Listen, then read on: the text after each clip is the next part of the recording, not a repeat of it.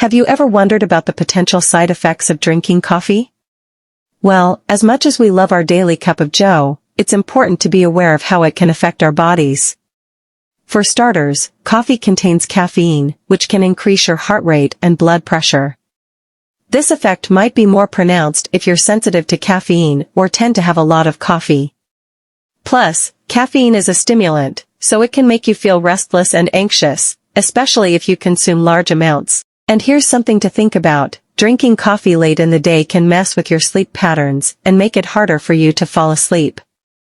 That's because coffee is a stimulant and can interfere with your body's natural sleep cycle. Not only that, but coffee can also cause digestive issues, like acid reflux, stomach ulcers, or irritable bowel syndrome, IBS. It can have a laxative effect too, which might worsen these problems.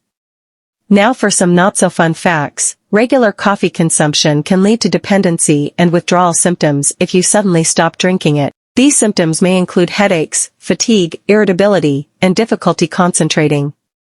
Another thing to be mindful of is dehydration.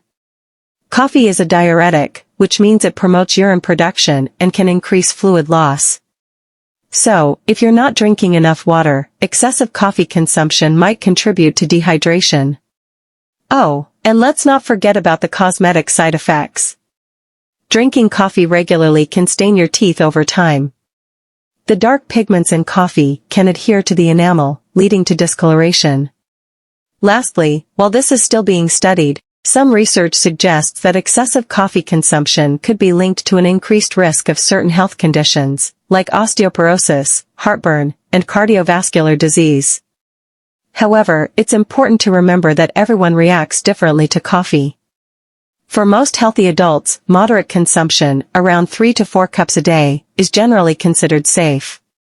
But if you have any underlying health conditions or sensitivities, it might be a good idea to limit your coffee intake or avoid it altogether.